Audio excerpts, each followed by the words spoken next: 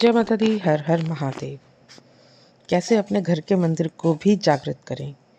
क्या वाकई में जो स्थान हम पूज रहे हैं या जिस स्थान पे हम पूजा करते हैं, या हमारे घर का कोई ऐसा स्थान जहां हमने अपने इष्ट की, अपने देवी देवताओं की मूर्ति स्थापित की हुई है, क्या उस स्थान के ऊपर ऊर्जा का वास हो जाता है? तो कैसे? ये ऊर्जा का वास कैसे होता है? किस प्रकार से होता है? या हम स्वयं भी इस जगह को जागृत कर सकते हैं? तो आज की वीडियो का टॉपिक यही है। वीडियो शुरू करने से पहले अगर आप मेरे चैनल पर पहली बार आए हैं तो चैनल को सब्सक्राइब करें, साथ ही साथ नोटिफिकेशन बेल को भी प्रेस कर दें, जिससे आने वाली वीडियोस का नोटिफिकेशन आप सभी को मिलता रहे। क्योंकि मैं डेली ही माता काली और भक्ताई से संबंधित वीडियो इस चैनल पे अपलोड करती हूँ। देखिए, जहाँ भी हम अपने घर में पूजा करते हैं, जहाँ भी हमने घर में एक विशेष स्थान दिया हुआ है अपने देवी देवता को, तो क्या हमें ऐसा करना चाहिए जिससे हम अपने इष्ट, अपने आराध्य की हमें कृपा प्राप्त हो सके। क्योंकि सबसे बड़ी बात तो यही होती है कि हम जहाँ हम पूजा करें वहाँ हमें शांति मिलनी चाहिए। कहते हैं जिस प्रकार से वास्तु के हिसाब से घर होता है, तो वास्तु के हिसाब से घर में जब हम प्रवेश करते हैं तो उत्तर पूर्व दिशा के अंदर मंदिर का निर्माण होता है।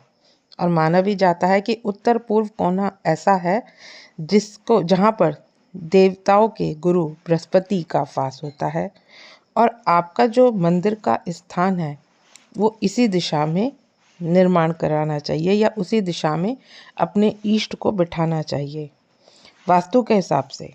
ठीक है। दूसरी बात ये होती है कि कुछ लोग पूर्व दिशा में भी कुछ लोग पूर्व दिशा में भी अपने मंदिर का स्थान देते हैं।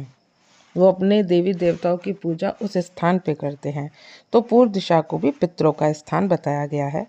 और पूर्व दिशा में अगर आप मंदिर बनाते हैं, वहाँ बैठ कर के अपने इष्ट आराध्य की पूजा साधना करते हैं, तो यह भी कोना जागृत हो सकता है। क्योंकि पितरों का जब आशीर्वाद हमें प्राप्त होता है, पितरों की ऊर्जा जब हमें प्राप्त होती है, तो अगर पितृ हमसे प्रसन्न है तो सारे हमारे वो रास्ते खोल देते हैं जिस रास्तों में हमें परेशानी आती है।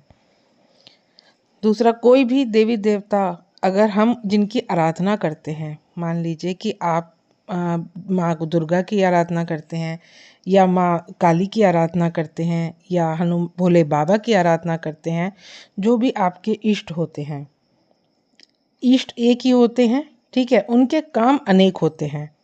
तो अगर आप अपने इष्ट की कृपा प्राप्त करना चाहते हैं तो आपको नित्य कुछ नियमों का पालन ज़रूर करना चाहिए। आप जिस स्थान पर आप उनकी भक्ति पूजा पाठ करते हैं, उस स्थान पर आप अपने आराध्य का जो स्वरूप है, उस स्थान पे आप अपने आराध्य के स्वरूप सामने रखिए, और उस दौरान पीले वस्त्र पर स्वरूप होना चाहिए जो भी आपके इष्ट है। उसके बाद आपको उस स्थान पर नित्य कुछ कार्य करने पड़ते हैं, जिस कारण वो स्थान भी आपका जागृत होने लगता है। और जागृत होते हुए स्थान को क्या हमें फ़ायदा होता है? जब वो पूजा वाला स्थान जागृत हो जाता है तो वहाँ पर कभी भी किसी भी नकारात्मकता कोई भी जल्दी से प्रवेश नहीं करती। गंदी शक्ति वहाँ पर अगर आने की कोशिश भी करती है तो आएगी, लेकिन रुक नहीं पाएगी। क्योंकि बाहर से लगी हुई चीज़ अगर आपके घर में प्रवेश कर जाती है, तो जब आपके घर में प्रवेश कर जाती है और जब उस एरिया से वो कनेक्ट होती है, तो वहीं पर उसको या तो वो भस्म हो जाएगी या वो वापस चली जाएगी। क्योंकि नकारात्मकता प्रवेश तो दूर की बात है, उस एरिया की तरफ कोई झांकना भी पसंद नहीं करता। क्योंकि वहाँ पर आपके यहाँ पे ईस्ट की ऊर्जा एकत्रित हो रही है। जैसे ही आपने सुना भी होगा, जैसे हमारे शरीर का एक ऑरा क्रिएट होता है, उसी प्रकार से हमारे मंदिर का भी ऑरा होता है। उसी इस तरह से मंदिर स्थान भी वो जागृत हो जाता है। और जब उसे जागृत करता कौन है? उसे जागृत देखिए हमें ही करना पड़ता है। तो जब हम जागृत करते हैं, जागृत करने का प्रयास करते हैं, तो कुछ हमें नियम अपनाने पड़ते हैं जिससे मंदिर जागृत हो जाए। जैसे मान लीजिए आपके घर में कोई भी एक सदस्य साधना कर रहा है, कोई भी एक सदस्य नियमित रूप से पूजा कर रहा है, कोई भी एक सदस्य संकल्प लेकर के पूजा कर रहा है, चाहे वो 41 दिन की सेवा हो, 21 दिन की सेवा हो या जितनी भी श्रद्धा हो, उतने दिन की सेवा नियमित रूप से वो कर रहा है, तो वो स्थान जागृत हो जाता है। ऐसे स्थान पर अगर आपने वो स्थान जागृत कर लिया तो वहाँ पे आपको असीम शांति का अनुभव होता है। और आपको जब आप घर में आते हैं तो आपको अपने घर में एक पॉजिटिव ऑरा आपको देखने को मिलता है। मान लीजिए आप बहुत परेशान हैं बाहर से, और अगर आप घर के अंदर प्रवेश करते हैं तो आपको बहुत सुकून मिलता है अगर आपके घर में पूजा स्थान आपका जागृत है। लेकिन उस चीज़ के लिए हमें नियम क्या क्या है वो मैं आपको बता रही हूँ कि अगर आप भी चाहते हैं कि आपका पूजा स्थान भी जागृत हो तो जो नियम मैं आपको बता रही हूँ उस नियम को आप भी फॉलो कीजिए, जिससे आपका वो स्थान जागृत हो। जैसे आप जब उस स्थान पे आते हैं तो उस स्थान पे आप जोत बाती तो करते ही करते हैं, लेकिन जोत बाती करने के साथ साथ आपको नित्य क्रम पे आरती ज़रूर करनी चाहिए। अगर आप आरती करते हैं तो आरती करने के फलस्वरूप वहाँ पे एक ऑरा क्रिएट होता है, जिस ऑरा की वजह से जितनी भी नकारात्मकता है, अगर आपके घर में कोई नकारात्मकता है तो धीरे धीरे वो भी आपके घर से बाहर होने लगती है। दूसरा, आप क्या कर सकते हैं, आप कर सकते हैं कि आप कोई भी मंत्र जाप, कोई एक मंत्र जाप आप वहाँ पे बैठ करके रेगुलर बेस पे जाप कर सकते हैं।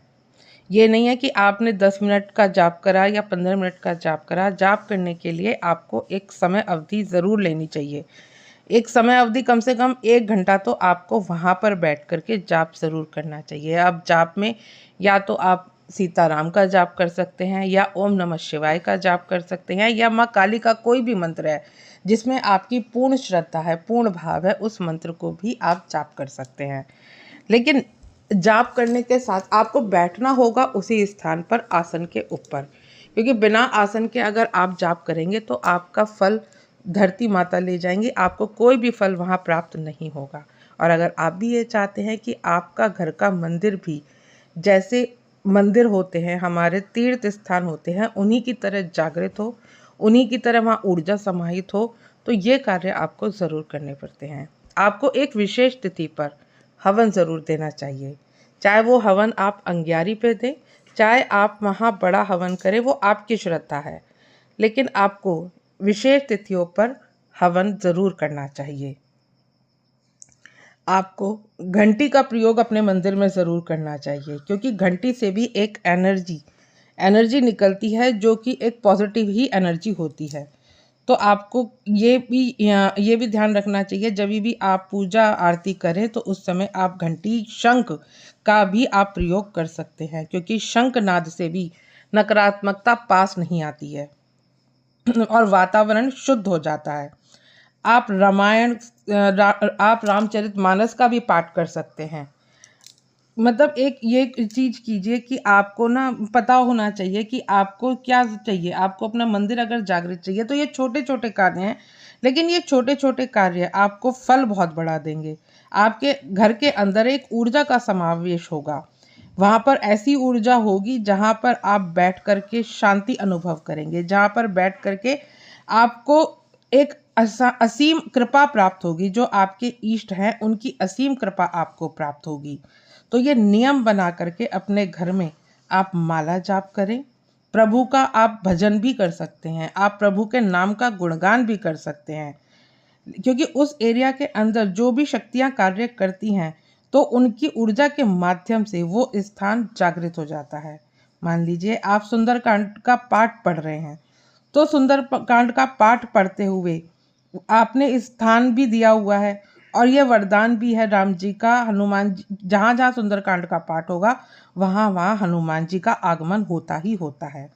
तो अगर आपने सुंदरकांड का पाठ अपने घर में प्रारंभ किया तो हनुमान जी उस एरिया में आएंगे ही आएंगे, और उस एरिया में जब हनुमान जी आएंगे और आपके घर का वो मंदिर है और आप रेगुलर बेस पर अपने इस तरह के कार्य करेंगे तो वहाँ पर एक ऊर्जा जागृत हो जाएगी और आपके घर का मंदिर भी जागृत हो जाएगा। आशा करती हूँ आज की जानकारी आपको अच्छी लगी होगी। जानकारी अगर समझ में आए तो वीडियो को लाइक शेयर ज़रूर करें। मिलती हूँ नेक्स्ट वीडियो में। जय माँ काली।